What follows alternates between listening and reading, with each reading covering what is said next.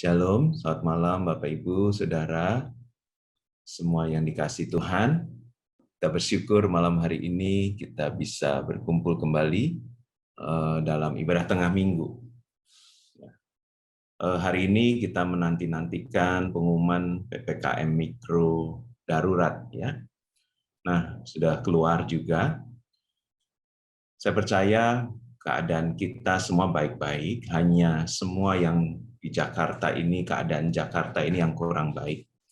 Ya, mungkin ada juga di antara kita yang keadaannya kurang baik. Tapi seringkali kita diajar untuk mengatakan bahwa apa kabar gitu ya, kalau di gereja. Selalu kita harus mengatakan luar biasa baik. Tetapi dalam ilmu counseling sebetulnya kita harus terbuka ya, apapun keadaan kita yang sebenarnya. Mungkin ada di antara saudara yang hari-hari ini yang mengalami hal yang kurang baik atau keadaan saudara mungkin kurang baik. Karena itu, mari kita sebagai anak Tuhan, apa yang harus kita lakukan menghadapi masa-masa seperti ini atau ke depan ini, apa yang harus kita lakukan. Di dalam Ayub pasal 6 ayat yang ke-11, saya mau bawa saudara, ini pesan Tuhan yang saya dapat dari Ayub pasal 6 ayat yang ke-11. Apakah kekuatanku sehingga aku sanggup bertahan? Dan apakah masa depanku sehingga aku harus bersabar? Saudara, hari Minggu yang lalu, Ibu Pendeta Indri Gautama telah menyampaikan dengan sangat jelas tentang isi percakapan antara Ayub dengan 3 orang sahabatnya. Itu dimulai dari pasal 3 sampai pasal 42. Jadi 39 pasal dari kitab Ayub itu menceritakan bagaimana pembicaraan atau komunikasi antara Ayub dan ketiga sahabatnya. Yang luar biasa, 3 sahabatnya ini waktu datang melihat keadaan Ayub, mereka sampai nggak bisa berbicara. Mereka hanya menemani. Selama 7 hari mereka nggak berkata-kata apa-apa.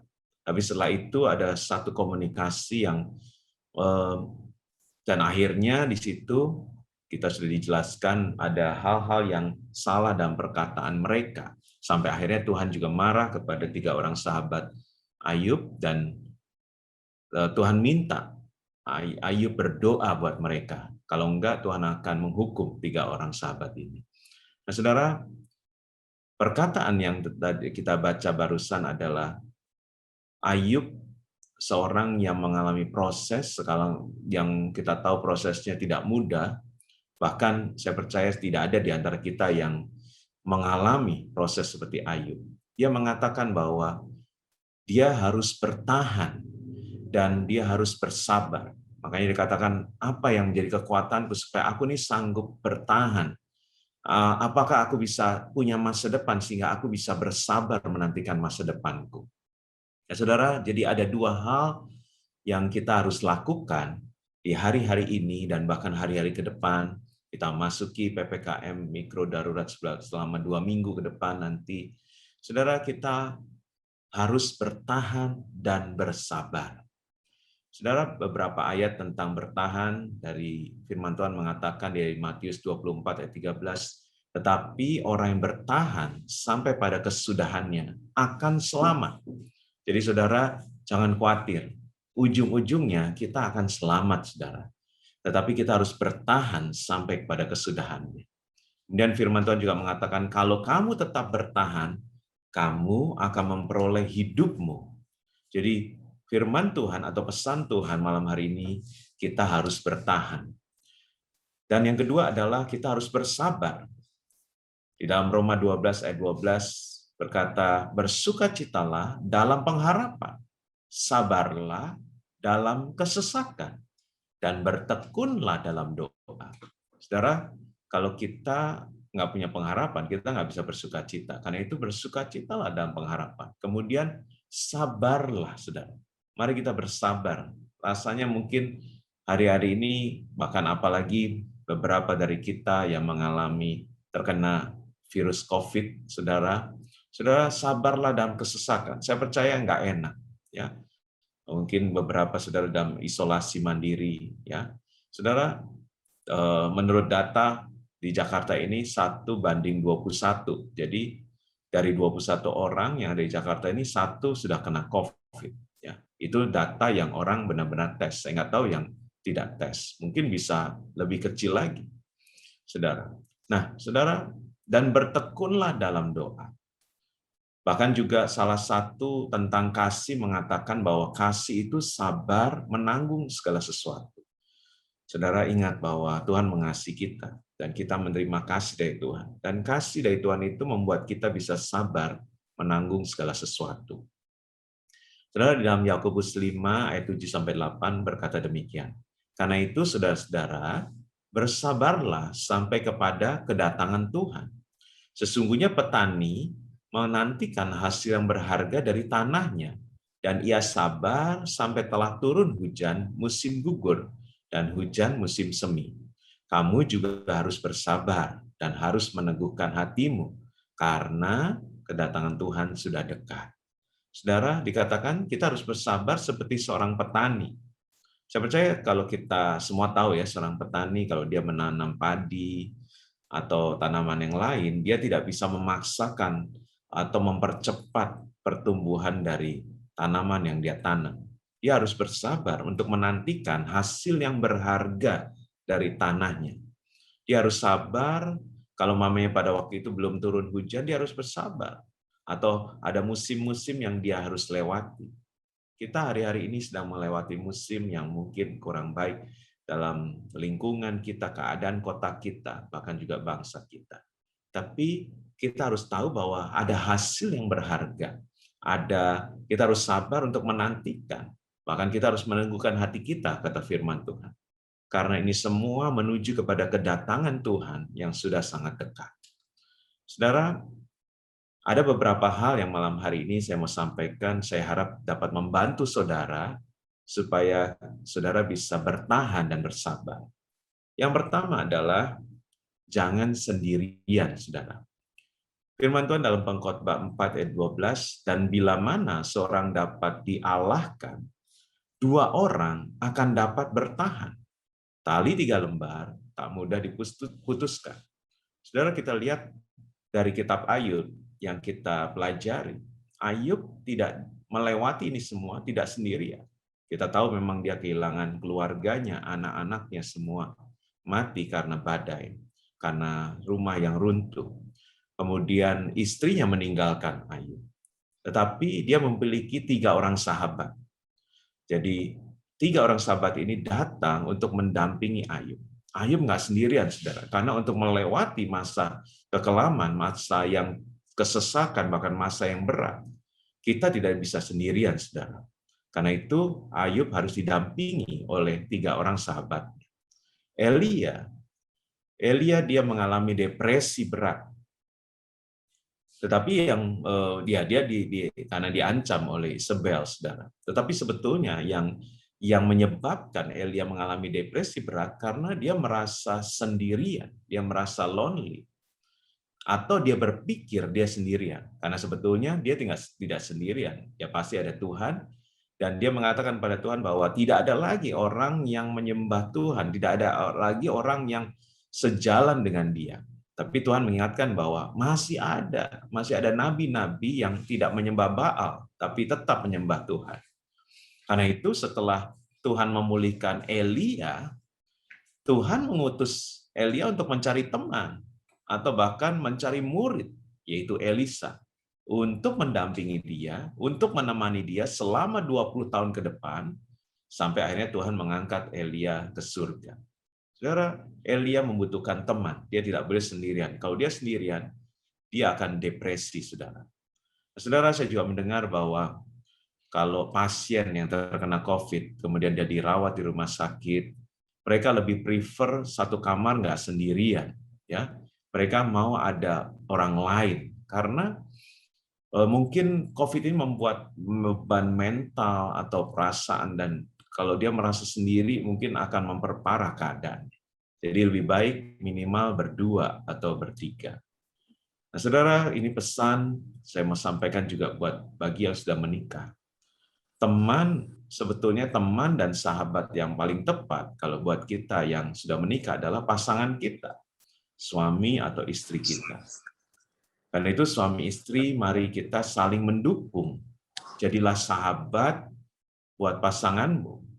Saudara, sebagai sahabat saya percaya seorang sahabat tidak akan egois, tidak akan memikirkan diri kita sendiri, tapi kita mencoba menyelami perasaan atau apa yang dialami oleh pasangan kita atau sahabat kita, saudara. Di dalam Markus 3:25 dikatakan, dan jika suatu rumah tangga terpecah-pecah, rumah tangga itu tidak dapat bertahan. Saudara, sebetulnya secara logika kita ya, mestinya suami atau istri lebih dekat daripada seorang sahabat. Tetapi kenapa Yesus sendiri dia mau menjadi sahabat kita? Saya memiliki seorang teman ya, dia umurnya lebih tua beberapa tahun, nggak jauh dari saya, masih di bawah 60, tapi dia sudah punya cucu. Nah, teman saya ini bilang begini, laki-laki itu sepanjang hidup kayaknya jadi murid terus ya. Kecil diajarin mama, sekolah diajarin guru, setelah menikah diajarin sama istri. Terus saya tanya, kenapa begitu? Iya, karena kita diajarin nggak boleh ini, apalagi selama pandemi ini dilarang ini, dilarang itu, nggak boleh ini, nggak boleh itu, gitu. Jadi selama hidup katanya dia menjadi murid, gitu ya, selalu hidup bersama guru, orang yang mengajari, baik mamanya, baik istrinya. Saudara, di Amsal 17 ayat 17, seorang sahabat menaruh kasih setiap waktu dan menjadi seorang saudara dalam kesukaran. Saudara, seorang sahabat, dia menaruh kasih dalam setiap waktu. Dia menjadi saudara dalam kesukaran. Dia tidak menghakimi, dia tidak memarahi atau mengajari, tetapi lebih mau mendampingi, menaruh kasih setiap waktu. Bahkan mendampingi dalam kesukaran, saudara. Tadi saya katakan Yesus juga mau menjadi sahabat kita. Karena itu firman Tuhan di dalam Yohanes 15 ayat 15, aku tidak menyebut kamu lagi hamba, sebab hamba tidak tahu apa yang diperbuat oleh tuannya. Tetapi aku menyebut kamu sahabat, karena aku telah memberitahukan kepada kamu segala sesuatu yang telah kudengar dari Bapakku. Saudara, Abraham adalah salah seorang yang disebut sahabat Allah. Jadi hubungan Abraham dengan Tuhan, dengan Allah itu sangat dekat. Mereka bisa saling terbuka. Tetapi Sarah yang menjadi istri dari Abraham tidak menjadi sahabat buat Abraham. Sehingga kalau kita melihat di dalam Kejadian 20 pada waktu Abraham mau mempersembahkan anaknya, dia tidak menceritakan, tidak terbuka dengan Sarah. Dan hal ini yang diperkirakan menjadi penyebab juga Abraham dan Sarah akhirnya tidak tinggal bersama lagi setelah kejadian di Kejadian 22 ini. Saudara, mari di hari-hari ini para suami istri, mari hindari pertengkaran. Mari jangan saling menuntut, sebaliknya kita saling menerima, kita saling mengerti, kita saling memperhatikan keadaan pasangan kita. Dan jangan lupa untuk selalu bersyukur untuk keberadaan pasangan kita. Kalau setiap kita bisa dalam keadaan baik hari-hari ini, saudara, karena kita hari-hari ini akan kembali banyak ada di rumah, saudara. Karena itu kita mau bersyukur dengan keberadaan, dengan keadaan ini. Saudara, itu yang pertama, jangan sendirian. Yang kedua adalah untuk membantu kita dapat bertahan dan bersabar adalah kita harus fleksibel, saudara. Saya melihat arti dari fleksibel dalam Kamus Besar Bahasa Indonesia adalah yang pertama lentur atau mudah dibengkokkan, kemudian luwes atau juga mudah atau cepat menyesuaikan diri. Saudara, kita mengenal istilah bounce back ya. Bounce back itu seperti bola dipantulkan ke atas. Ada firman yang mengatakan di dalam Mazmur 37 ayat 23 sampai 24, Tuhan menetapkan langkah-langkah orang yang hidupnya berkenan kepadanya. Orang yang hidup berkenan kepada Tuhan seperti apa? Apabila ia jatuh, tidaklah sampai tergeletak, sebab Tuhan menopang tangannya. Apa arti tergeletak, saudara? Tergeletak artinya tidak dapat bangun lagi. Atau orang yang mati itu tergeletak. Nah, sebaliknya tidak tergeletak adalah pada waktu dia jatuh, dia langsung bangun lagi. Berarti artinya dia lentur, luas, atau mudah atau cepat menyesuaikan diri.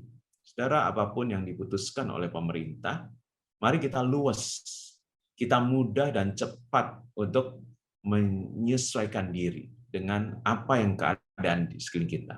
Saudara, kalau kita kaku, kalau kita nggak bisa menyesuaikan diri, kita akan menjadi orang yang artinya sesuatu yang keras itu akan patah, mudah patah. Tapi sesuatu yang lentur itu dapat menyesuaikan diri dengan keadaan, saudara. Jadi kita juga harus menjaga hati. Ingat, hati itu berbicara pikiran dan perasaan kita supaya luas, supaya kita jadi tidak stres menghadapi keadaan di sekitar kita atau keadaan saat ini. Saudara, itu yang kedua, mari kita fleksibel, mari kita bisa dan mudah menyesuaikan diri dengan apa yang terjadi hari-hari ini.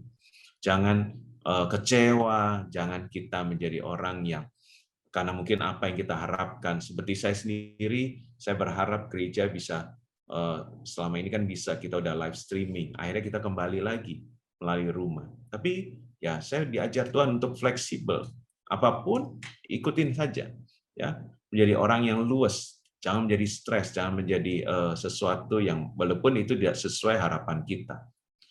Nah, saudara, yang ketiga, untuk kita bisa bertahan dan bersabar adalah lawanlah iblis. Dari Efesus 6 ayat 11 sampai 12, kenakanlah seluruh perlengkapan senjata Allah supaya kamu dapat bertahan melawan tipu muslihat iblis. Ayat 12, karena perjuangan kita bukanlah melawan darah dan daging, tetapi melawan pemerintah-pemerintah, melawan penguasa-penguasa, melawan penghulu-penghulu dunia yang gelap ini, melawan roh-roh jahat di udara. Saudara, saya garis bawahi di ayat 11-nya, bertahan melawan. Melawan apa? Melawan roh-roh jahat di udara. Jadi, kalau kita mendengar kata bertahan, sebetulnya bukan diam saja, tapi bertahan berbicara melawan. Nah, salah satu roh jahat yang harus dilawan adalah roh ketakutan. Saudara, COVID ini ditempeli atau diikuti dengan roh ketakutan, saudara. Jadi ada yang ikut nempel di virus COVID ini, yaitu roh ketakutan. Karena ini bahaya juga, saudara. Karena yang tidak kena COVID aja bisa tertular dengan roh ketakutan ini. Bukan hanya yang terkena COVID, tetapi orang yang mendengar saja. Saudara kadang-kadang sudah mendengar berita, atau mungkin ada orang yang saudara kenal atau dekat, hari-hari kita banyak mendengar ya. Dulu kan masih lingkungan yang jauh, tapi sekarang ada di sekitar kita. Sewaktu kita mendengar, rasanya langsung kita tenggorokannya udah nggak enak. Rasanya rasanya udah badannya nggak enak, saudara. Sebetulnya itu karena roh atau karena spirit yang menghantui kita, roh ketakutan, saudara. Jadi ini yang lebih bahaya, saudara. Ya, saya sempat membaca di satu berita di Makassar. Jadi ada rumah sakit jiwa di situ, ada orang-orang yang sakit jiwa. Kemudian dia banyak yang kena COVID, saudara.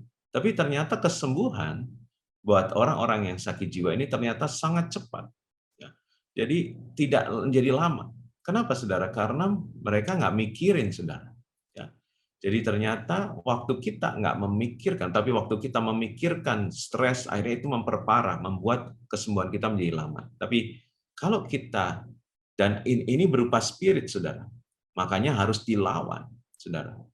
Karena itu di 2 Timotius 1 ayat 7 dikatakan, sebab Allah memberikan kepada kita bukan roh ketakutan, melainkan roh yang membangkitkan kekuatan, kasih, dan ketertiban, saudara. Saudara, karena itu apa yang harus kita lakukan?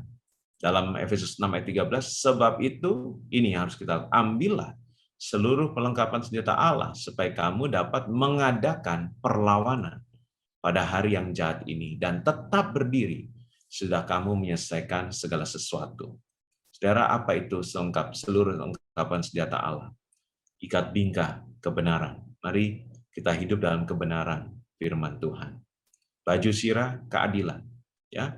Kemudian kasut kerelaan memberitakan Injil damai sejahtera. Perisai iman itu yang memadamkan semua panah api dari si jahat. Ya, iman kita, saudara. Ketopong berbicara helmet, itu berketopong keselamatan. Kemudian pedang roh, yaitu firman Allah. Dikatakan dalam segala doa dan permohonan. Saudara, di ayat 18, ini pesannya. Berdoalah setiap waktu di dalam roh, dan berjaga-jagalah di dalam doamu itu dengan permohonan yang tak putus-putusnya untuk segala orang kudus. Saudara, ini tips supaya saudara nggak stres ya. Supaya kita nggak stres, jangan kita fokus atau doa selalu buat diri kita sendiri. Tapi berdoalah, dikatakan tadi firman Tuhan ayat 8, berdoalah untuk segala orang kudus. Jadi artinya kita berdoa buat orang lain.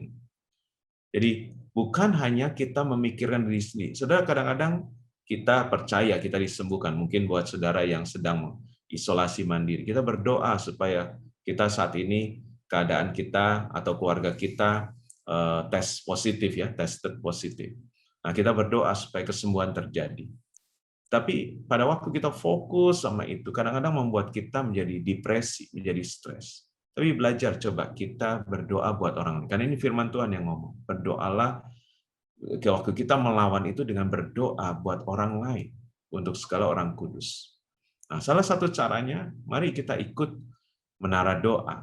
Ya, ada yang di City of Love setiap hari, jam 2 atau setengah 3, 1,5 jam.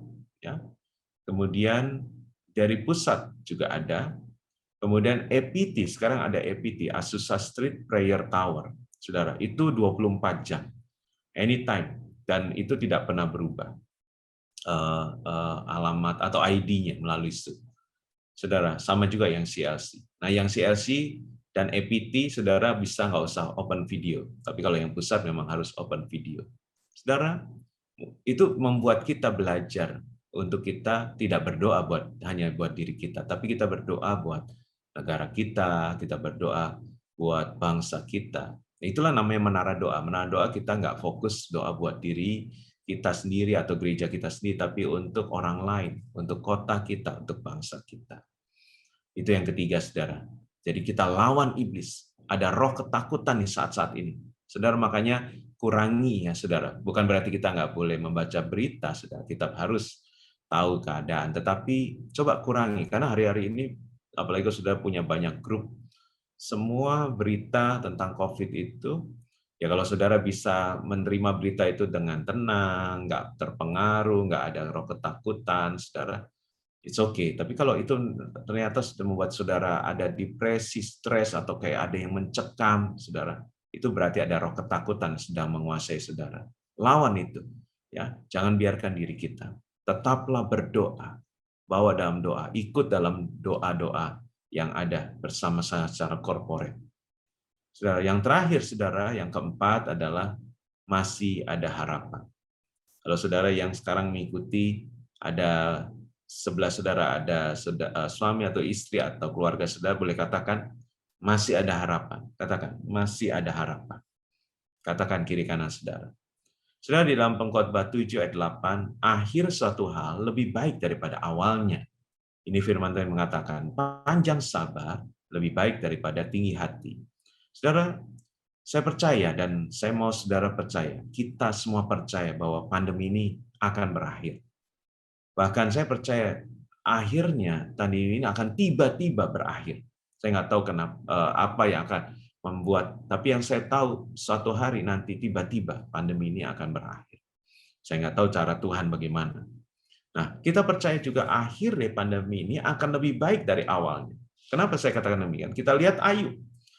Ayub mengalami sesuatu yang sangat berat dalam hidupnya. Tapi kita lihat pemulihan Ayub, keadaan Ayub setelah dipulihkan, dia mendapatkan double portion. Keadaan dia lebih baik, saudara. Ya, karena itu, kita harus menanti dengan sabar, seperti yang dikatakan dalam Ibrani 6, ayat yang ke-15. Ya, Ibrani 6 ayat yang ke-15, Abraham menanti dengan sabar, dan dengan demikian ia memperoleh apa yang dijanjikan kepadanya. Kemudian Ibrani 11 ayat 27 tentang Musa, karena iman maka Musa ini telah meninggalkan Mesir dengan tidak takut kepada murka raja, Ia bertahan sama seperti ia melihat apa yang tidak kelihatan. Saudara, saya percaya kita semua nggak ada yang bisa lihat kan. Dulu berpikir setelah ini kita akan lebih baik, ya. Tapi memang dari awal saya juga pernah menyampaikan di tahun yang lalu bahwa akan ada gelombang kedua yang lebih parah, dan ternyata ini terjadi, saudara. Tapi kita harus tetap punya pengharapan. Kita nggak bisa lihat apa yang setelah gelombang kedua ini, apa yang akan terjadi ke depan, kita nggak bisa lihat. Tetapi saya percaya hari-hari ke depan ini kita hanya dapat menanti dengan sabar dan bertahan walaupun kita belum dapat melihat apa yang akan terjadi di depan kita. Saudara, mari seperti pesan di dalam Matius 6 ayat 34, sebab itu janganlah kamu khawatir akan hari besok. Artinya jangan kita terlalu stres atau khawatir akan apa yang belum terjadi. Kita nantikan saja walaupun kita belum melihat, karena kita percaya masih ada harapan. Masih ada hari esok yang lebih baik. Ya, dikatakan di ayat tadi, hari esok mempunyai kesusahan sendiri. Kesusahan sehari cukuplah untuk sehari. Apa artinya? Waktu saya renungkan, kenapa dikatakan kesusahan sehari cukuplah sehari. Saudara, satu hari itu kan 24 jam. Di dalam 24 jam, banyak yang kita bisa alami dalam 24 jam itu. Siang-siang kita merasakan panas terik, kemudian di hari-hari ini udah mulai hujan lebat, kemudian kadang-kadang malam itu begitu kelam dan pekat. Tapi kita tahu kan, semuanya itu akan lewat, sudah. Semuanya itu nggak menetap, nggak siang terus, nggak hujan terus juga, ya. Nggak malamnya nggak begitu kelam terus walaupun begitu pekat, tiba-tiba fajar menyingsing, tiba-tiba matahari terbit, saudara. Makanya Tuhan itu sudah berjanji pada waktu setelah air bah, ya, dikatakan pada waktu itu Tuhan berjanji selama bumi masih ada, tak akan berhenti-henti musim menabur dan menuai, dingin dan panas, kemarau dan hujan, siang dan malam. Jadi Tuhan janji begini, dalam sehari itu banyak hal yang kita alami, tetapi jangan takut, itu akan lewat.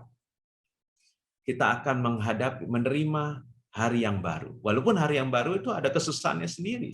Makanya jangan terlalu khawatir akan hari esok, karena setiap hari itu ada yang harus kita lewati. Tapi jangan takut, Tuhan bilang, selama bumi masih ada, ini akan terus kita bisa lewati. Ada hari yang baru, kesusahan sehari cukuplah sehari, karena besok masih ada harapan, kita akan lebih baik. Yang sakit akan menjadi sembuh, tidak menjadi parah, yang mungkin mengalami kekurangan besok akan diberkati. Jadi masih ada harapan. Makanya tidak akan berhenti, kita akan menabur dan pasti menuai. Dan akan ada siang dan malam. Kembali lagi, habis siang, malam, dan kemudian pagi, siang, dan malam. Terus akan berlangsung seperti itu. Itu janji Tuhan. Ya. Jadi selama bumi masih ada, jangan takut, masih ada harapan, saudara. Beberapa ayat untuk confirm atau menguatkan saudara bahwa masih ada harapan di dalam Amsal 10 ayat 28. Harapan orang benar akan menjadi sukacita. Makanya jangan berhenti berharap, saudara. Jangan sampai kehilangan pengharapan. Karena harapan saudara sebagai orang benar akan menjadi sukacita. Tapi harapan orang fasik akan menjadi sia-sia. Makanya jadilah orang benar. Saudara, kita tetap dalam kebenaran firman Tuhan.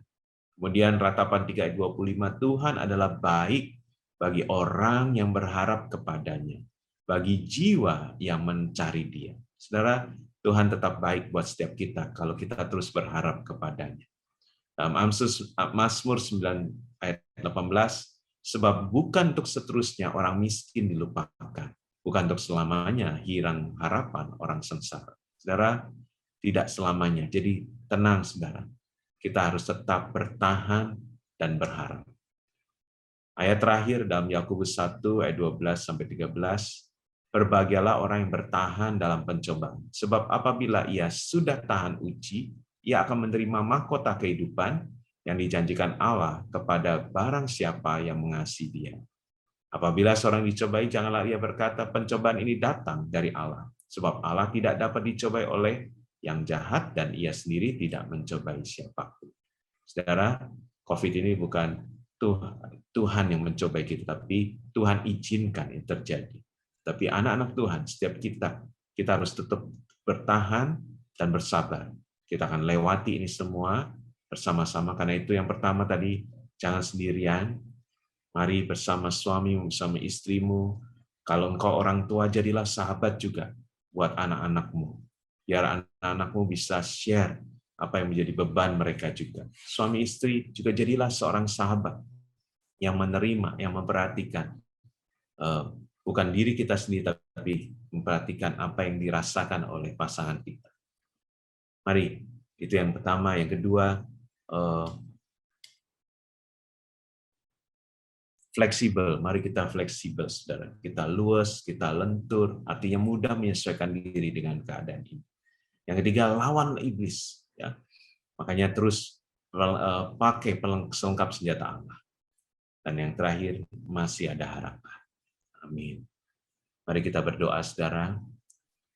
Terima kasih Bapa untuk malam hari ini, untuk pesan-Mu buat setiap kami.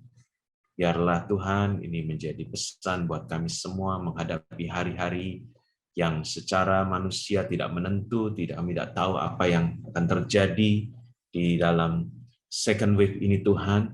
Tapi kami percaya Tuhan, kami masih memiliki harapan di dalam Engkau. Kami mau tetap percaya, kami mau tetap Tuhan yakin bahwa setiap kami ada dalam perlindungan Tuhan.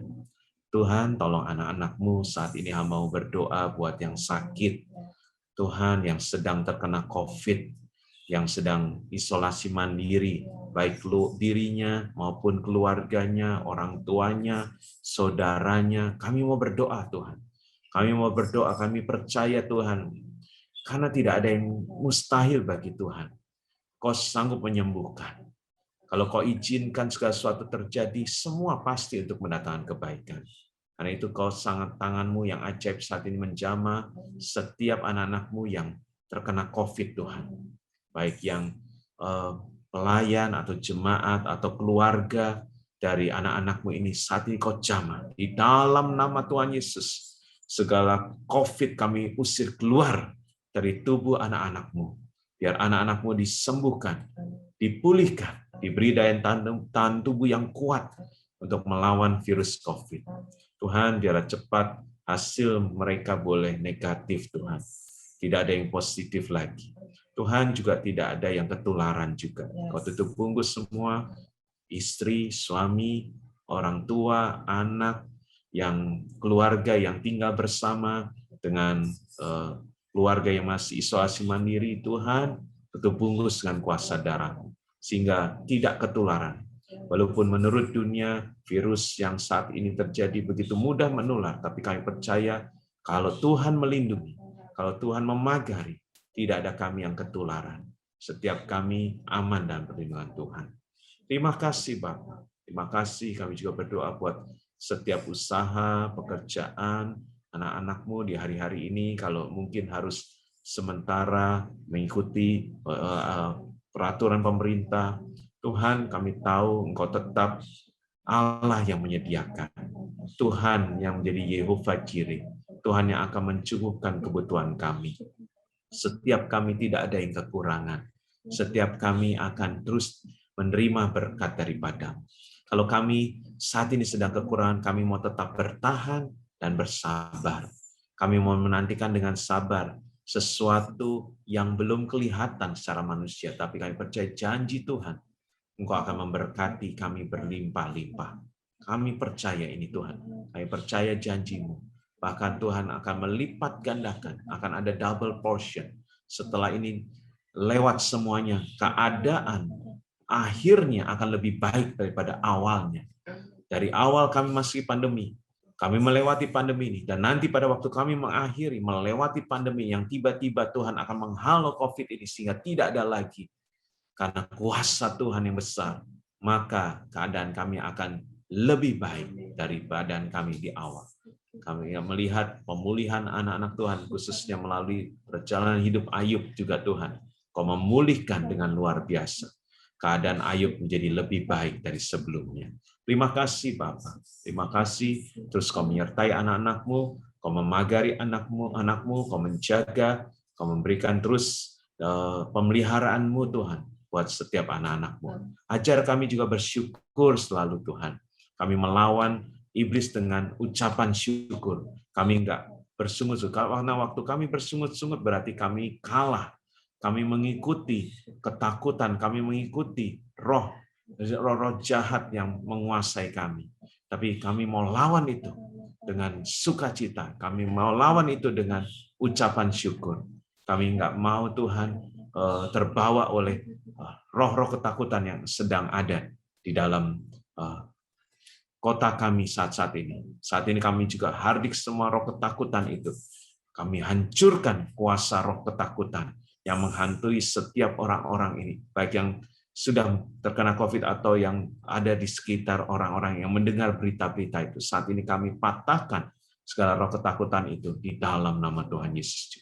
Terima kasih Bapa, hamba-Mu selesai berbicara, tapi Roh Kudus akan terus menjadi penghibur, penolong, menuntun setiap kami terus ada dalam kebenaran-Mu.